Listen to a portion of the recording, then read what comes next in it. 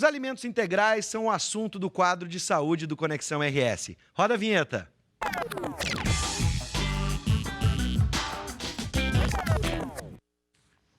A nutricionista Marilu Sanguiné Correia está aqui conosco. Boa tarde, seja bem-vinda. Boa tarde, obrigada pelo convite.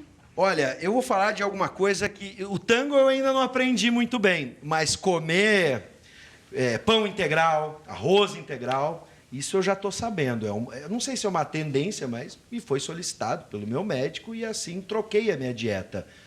Isso vale para todo mundo ou é só quando o médico indica? Não, na verdade, isso vale para todos nós, né? Independente de uma ida ao médico ou não. Ele está coberto de razão, porque nós necessitamos consumir fibras diariamente. E é uma quantidade bastante expressiva, vai de 25 a 35 gramas de fibras por dia. A última pesquisa que foi feita aqui em Porto Alegre, São Paulo, Rio de Janeiro, ela apontou que a população estava consumindo somente 20%, ou seja, nós estamos muito aquém da nossa necessidade diária. Imagino. Agora eu fico pensando o seguinte, eu ando meio desconfiado com a palavra integral em alguns alimentos, né? Porque eu fico em dúvida, pão 7 grãos, 5 grãos, né, o arroz ou o biscoito, se realmente a bolacha consumida aqui no Rio Grande do Sul, que a gente chama de bolacha, né, se ela é realmente integral. Como é que a gente pode ter certeza? O que é o alimento integral? Então, existe uma legislação com relação aos alimentos que se chama rotulagem dos alimentos, né? Isso está em vigência e o mais importante que a população tem que fazer é ler, observar, algo que não se tem o hábito. A gente, quando vai abastecer, uma coisa que eu observo, né, as pessoas quando vai abastecer, elas querem saber se o combustível é adulterado ou não, mas com o alimento não existe essa preocupação, esse envolvimento. Eu preciso me envolver com o que eu estou comendo, eu preciso saber se esse alimento está adequado ou não, e realmente, com relação aos alimentos integrais, existe um grande distanciamento entre a necessidade e realmente a execução. Sim. O principal que se tem que se observar, por exemplo, tu vais comprar um pacote de pão. O que tu tem que olhar? Ali no rótulo, o primeiro ingrediente que estiver é um ingrediente que tem maior quantidade. Então, esse alimento, por exemplo, se for 7 grãos ou um pão integral, o primeiro item tem que ser ou aveia ou centeio. Se tiver farinha de trigo, ele não é um alimento com alto teor de fibra como nós necessitamos. Mas que baita dica. Então eu pego a embalagem, vejo ali no rótulo onde diz 30 gramas disso, 40 gramas daquilo. Isso, quando começa a descrever os ingredientes. Se tiver farinha de trigo ali como o elemento ele tem maior porcentagem... Ou, se não, farinha de trigo enriquecida com ácido fólico, Sim. porque, na verdade, a população fica muito confusa, né? São muitas as informações e isso não leva um conhecimento para ela, né? Então, basicamente, algo bem prático é ver ali no primeiro item do ingrediente. Tem que ser ou aveia, ou farelo de aveia, ou centeio. Aí sim está comendo um pão com alto teor de fibra. Agora, e no preparo, por exemplo, do arroz integral? Existe alguma diferença na hora de preparar o alimento em casa para a gente não preservar essas fibras? Sim, no arroz integral, o cozimento ele não reduz o teor de fibras, né? Por exemplo, aonde há uma perda de redução são nos vegetais e nos folhosos, se houver refogar ou aquecer, né? Sim. Mas não há grandes perdas. O principal, e aí é que eu acho que entra uma boa dica, é porque hoje as pessoas, com o advento da nossa vida ser tão corrida, tão rápida, ninguém mais elabora a sua alimentação. Então, a industrialização, ela percebeu isso, né? E ela vem com tudo. E todos os alimentos, a grande maioria dos alimentos industrializados, eles têm baixo teor de fibras. Por quê? São refinados. Por exemplo, as pessoas pedem ou teleentrega, ou compram pizzas Sim. congeladas pela facilidade, ou lasanhas. Esse tipo de alimento eu entendo, porque a gente vê isso muito na nossa prática diária em consultório, né? As pessoas hoje não têm tempo de se organizar. Do dia a dia, a né? correria do dia a dia. Mas assim, ó, dentro da nutrição funcional, a gente busca um resgate dessa cultura de preparar, de se programar. Porque o que nós temos que pensar? Nós vivemos de nutriente. A nossa célula, ela se alimenta de nutriente, não o alimento, é o nutriente que vem do alimento. Por isso que o alimento tem que ser de qualidade. Então tem que ter fibra, né? Ele tem que ser um conjunto, ele tem que ser completo. Não existe um alimento que seja melhor que o outro. Perfeito.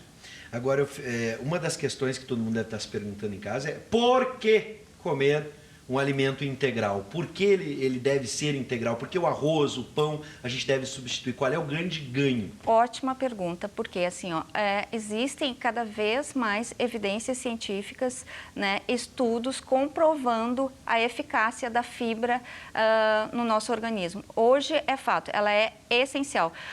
As fibras, elas são pesquisadas há muitos anos, mas na década de 70, um médico britânico começou a observar numa população que ele estava lá na África, no Quênia. E aí ele observou que aquela população não desenvolvia doenças do trato digestório.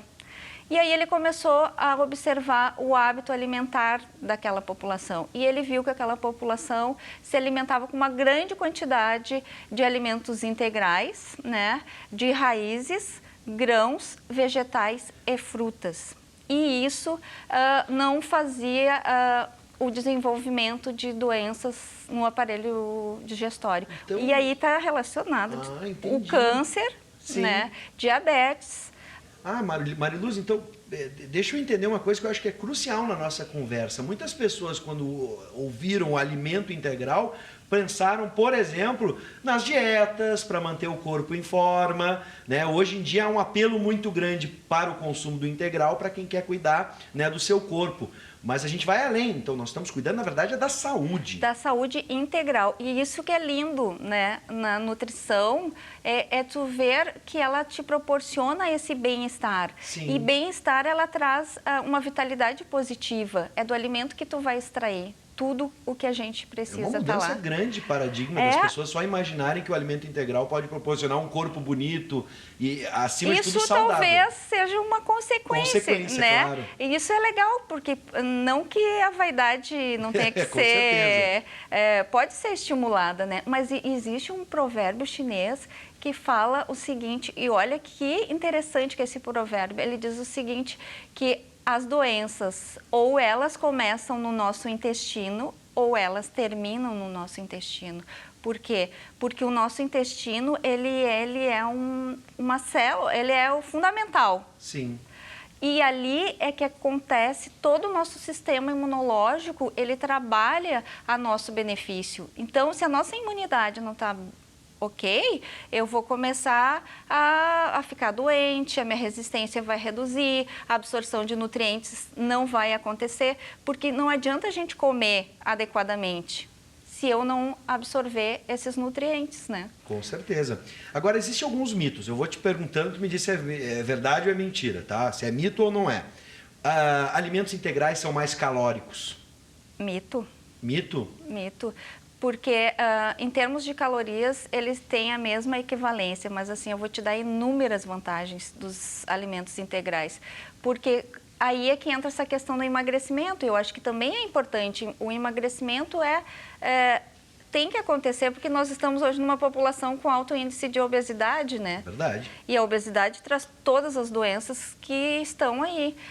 É mito porque aumenta a saciedade. Quando eu fico com maior índice ou nível de saciedade, o que vai acontecer? Eu vou comer menos. Com certeza. Né? E aí, em contrapartida, eu vou absorver menos gordura, né? Vai reduzir a absorção também de glicose. Tu evita diabetes, então é porque na verdade não está ainda inserida na cultura alimentar do brasileiro, especificamente o gaúcho, que é bastante resistente aos alimentos integrais, principalmente o arroz, né? A massa da nona, A massa o pão da tia lá, aquela coisa toda. Agora, vamos falar do pão, até porque especificamente as pessoas, em primeiro lugar, hoje temos, né, produtos massas, todas integrais, mas o pão foi a porta de entrada, né, para a gente começar a se relacionar com esses alimentos. Que tipo de pão é o mais indicado? Porque eu tenho percebido uma mudança na cultura. Por exemplo, as padarias estão oferecendo agora o pão cacetinho, né? O pão francês integral. É uma boa opção? É uma alternativa, né? Mas a melhor, se eu fosse indicar aqui, a melhor opção são os pães de centeio, né? Com maior índice de fibras. Porque, por exemplo, eu não tenho como analisar os de padaria porque Sim. não tem rótulo. Sim, então, a gente não sabe se realmente... E aí a gente entra naquela outra questão. Será que realmente ele é um alimento contendo fibra? Pois é. É uma questão, né? Bom, eu falei muito do pão, falei muito do arroz, das massas. Alguma outra fonte que a gente possa lembrar? Claro, várias. Todas as frutas têm fibras. Especificamente se a gente conseguir lavá-las adequadamente e comer com a casca. Exemplo, a maçã, uma pera. Então, aí nós temos fibras em quantidade adequada, né?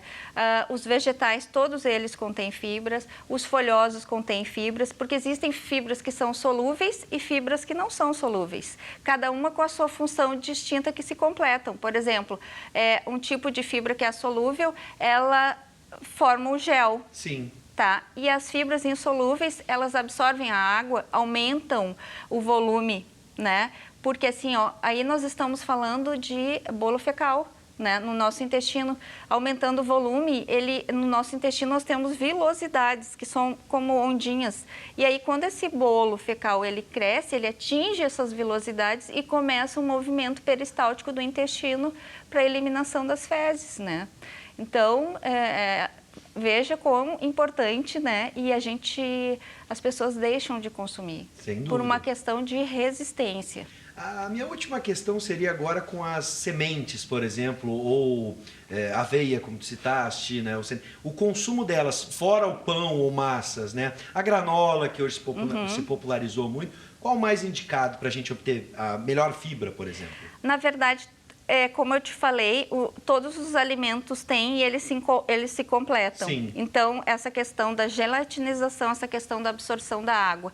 O ideal é a gente ter uma alimentação variada e é isso que a gente tem que aprender. Não existe um único alimento que vai solucionar nossos problemas. Eu tenho que ter uma variedade durante o meu dia, com frutas, legumes, vegetais e grãos. Falaste exatamente isso. Sim. Os grãos são fundamentais, que é aí que vão formar o gel, né? Que são as Sim. insolúveis. Que aí entra, como tu falaste bem, a granola que se popularizou, a aveia, o farelo de aveia, o farelo de arroz, que são assim, ó, fundamentais para a redução de colesterol. O farelo de arroz, ele tem, para cada 100 gramas, ele tem 44 gramas de fibra. Então, é muita fibra. A linhaça também, bem lembrado. Né, que já está bem popularizada. Sempre usar linhaça moída, triturada.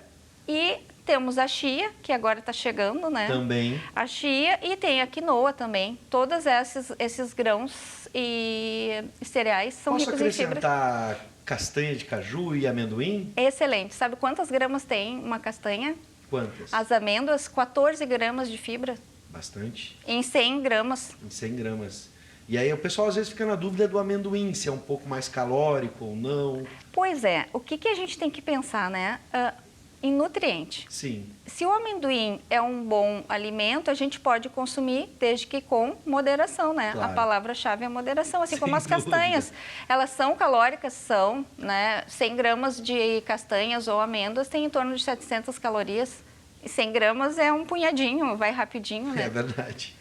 Então o mix seria o mais indicado. O mix é o mais indicado. E rotatividade. Sim. Né? Porque a tendência é a gente sempre fazer as mesmas coisas. Claro. Então, o ideal é sempre ir trocando, substituindo. E aí eu gostaria de acrescentar algo extremamente importante. A gente falou sobre fibra, mas fibra sem água dá um efeito contrário. Ah, tem que ingerir água. Muita água, porque Muita água. as fibras, as insolúveis, são como esponjinhas, né? Então, elas vão absorver a água. Então, nós temos que ter o líquido, a água, circulando no nosso organismo. Então, para ela desempenhar um papel adequado, eu preciso de água. Para esse bolo fecal se formar e formar esse gel em consistência adequada, eu preciso da água. Porque muitas vezes, o que acontece? As pessoas começam a consumir fibras, mas não tomam água. Aí dá o efeito contrário. As fezes ficam presas e constipa ainda mais. Bom, água é vida, a gente já sabe água disso, é vida, né? 70% do nosso corpo é constituído de água. Pois é. E sabe qual é a nossa necessidade de água diária? É de 35 a 40 ml por quilo de peso. É só fazer esse cálculo que tu vai ter a tua necessidade diária. Que boa dica. Pode repetir essa dica? Sim, 35 a 40 ml por quilo de peso. Aí é só fazer o Aí cálculo. tu vai cobrir a tua necessidade diária. Então, começa com um exercício gradativo, né? No trabalho, deixa a garrafinha ou uma caneca ou um copo de água. Ou um galão, como estão soprando aqui no meu ouvido, Exato. que é o meu caso. Ah, que gracinha, né, diretor? Tem que trabalhar no programa e ele fica fazendo piada comigo, dizendo, o Bives tem que tomar um caminhão-pipa. Tá bom, isso muito mesmo. obrigado, Guilherme. Tá bom? Porque a única forma de nós eliminarmos toxinas é através da diluição. E a água faz isso, né? Tá bom, eu vou encerrar, diretor. Depois dessa anedota, só me resta agradecer as excelentes dicas que tu nos trouxeste. Mariluz Sanguiné Correia, nutricionista. Seja bem-vinda, viu? Obrigada. Traga mais dicas estas. Me chamem que eu estarei aqui à disposição. Que a gente gostou, até mesmo para o Guilherme fazer piadinha comigo, Mas tá bom? que bom, obrigada. Seja bem-vinda sempre. Obrigada.